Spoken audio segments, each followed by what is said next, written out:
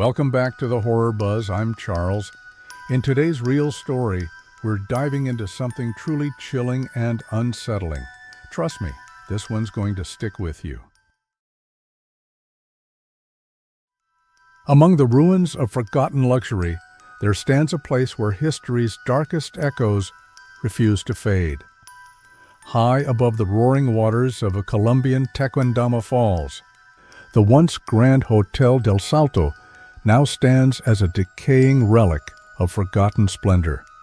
But this place holds more than just echoes of its luxurious past. According to local legend, these cliffs were the site of a desperate escape centuries ago, when the indigenous Muisca tribe faced the relentless advance of Spanish colonizers. Many chose to leap from these very cliffs into the abyss below, preferring death over capture. Since then, it's said that the land is cursed, haunted by the restless spirits of those who perished in their attempt to flee. The hotel, now shrouded in mist and mystery, has become a place of eerie solitude. Its once vibrant halls are now filled with shadows, and the air is thick with a sense of foreboding. This is the story of a young woman named Elena Ruiz in December of 1934, when she arrived at Hotel del Salto, seeking refuge from a tragedy that had shattered her world. But what awaited her within those haunted walls was something far darker than the grief she carried, a descent into a nightmare from which there would be no escape. Before we uncover the terrifying events that transpired within the Hotel del Salto, make sure to like, subscribe, and hit the bell icon. This story will send chills down your spine, and you won't want to miss a single moment of the horror that unfolded. Are you ready to step into the shadows of the past? Let's begin. Elena Ruiz arrived at Hotel del Salto on a cold, misty evening in December 1934. A recent tragedy had left her heart shattered. Her fiancé, Carlos, had been killed in a car accident just weeks before their wedding. Devastated and unable to bear the weight of her grief, Elena sought refuge from her sorrow in the isolation of the mountains, far from the sympathetic eyes of family and friends. The hotel, once a beacon of luxury, had fallen into disrepair. The once grand facade was cracked and weathered, the windows clouded with grime. Yet, despite its dilapidated state, there was something about the place that called to her, a promise of solitude, perhaps, or maybe just the desperate hope that she could leave her pain behind. As she stepped into the lobby, Elena felt an immediate chill, as if the very air was heavy with sorrow. The hotel was eerily quiet, the only sound the distant roar of the falls. The receptionist, a thin, pale man with dark, sunken eyes, handed her a key with a trembling hand. "You're the only guest tonight," he said softly, his voice barely above a whisper. "Please take care." Elena offered a polite nod, but the man's words unsettled her. She made her way to her room on the third floor, the floorboards creaking under her feet with every step. The hallway was long and dimly lit, the flickering lights casting eerie shadows on the walls. When she reached her room, she hesitated for a moment before unlocking the door. The room was small but comfortably furnished, though it lacked the warmth of a lived-in space. The curtains were drawn tight, blocking out the view of the falls. As Elena unpacked her suitcase, she noticed a thick layer of dust on the dresser, as though the room had not been occupied in years. That night, sleep came fitfully. Elena lay in bed, listening to the sound of the falls outside, the roar of the water growing louder with each passing hour. As midnight approached, a strange unease settled over her. The air grew heavy, and the temperature seemed to drop. Suddenly, a faint whisper reached her ears, a soft, mournful voice that seemed to come from nowhere and everywhere at once. She sat up in bed, her heart pounding. The room was dark, but she could feel a presence, something unseen but close.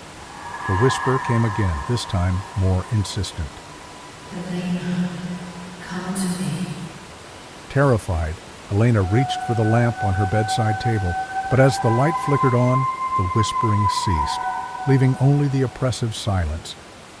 She tried to convince herself that it was her imagination, the result of too many sleepless nights and the weight of her grief. But deep down, she knew there was something more, something she couldn't explain. Unable to shake the feeling that she was being watched, Elena left her room and wandered the halls of the hotel.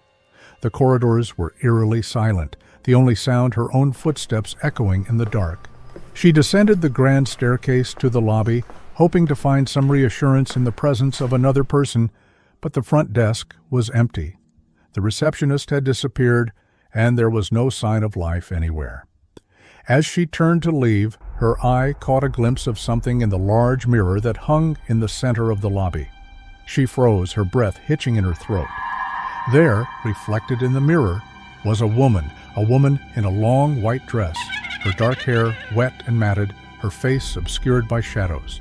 Elena spun around, but there was no one there. The lobby was empty, the mirror reflecting only the vacant room. She backed away slowly, her mind racing, but the image of the woman lingered in her thoughts. The dress, the long hair. It was too similar to the stories she had heard, the tales of Tequendama Falls, where many members of the indigenous Muisca tribe made their escape from Spanish colonizers by leaping off the nearby cliffs centuries ago.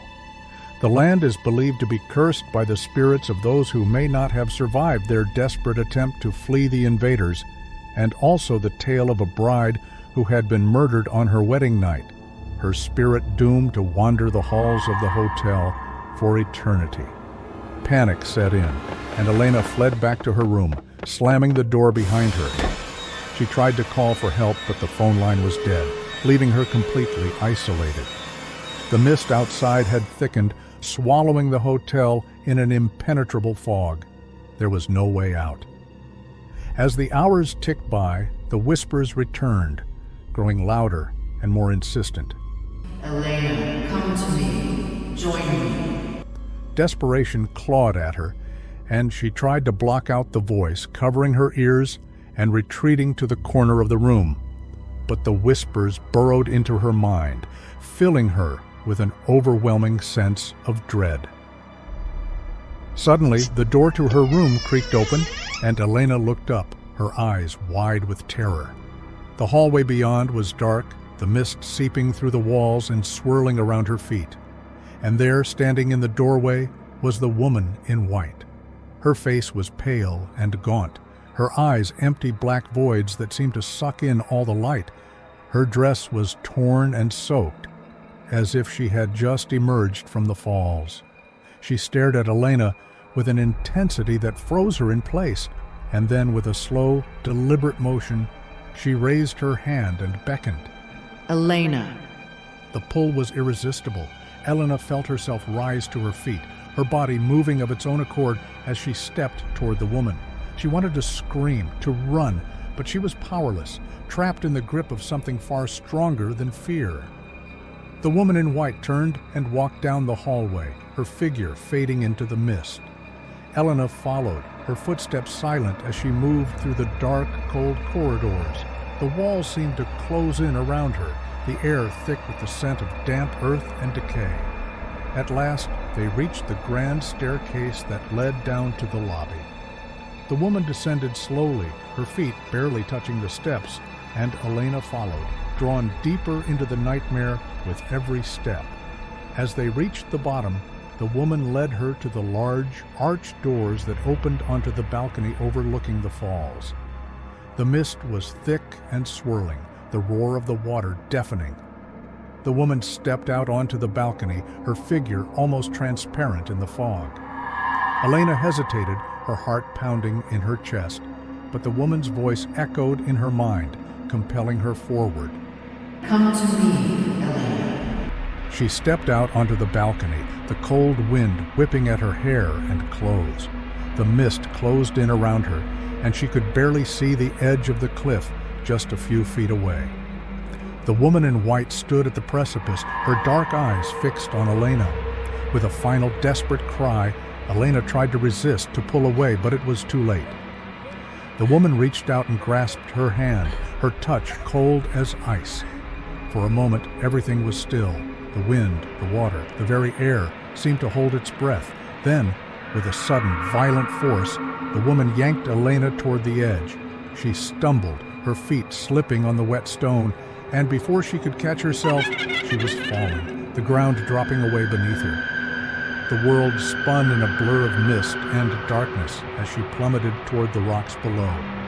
The last thing she saw was the woman in white, standing at the edge of the cliff, her face twisted into a grotesque smile. Then everything went black. The next morning, the hotel staff found Elena's body at the base of the falls, her limbs twisted and broken, her face frozen in a final terrified scream. The police ruled it a suicide, just another victim claimed by the cursed waters of Tequendama Falls. But those who knew the history of the hotel knew better. Don Manuel, the elderly hotel manager, watched as they carried Elena's body away, his heart heavy with the weight of another lost soul. The woman in white had claimed yet another victim, and he knew that it would not be the last. For as long as the Hotel del Salto stood, the curse would remain.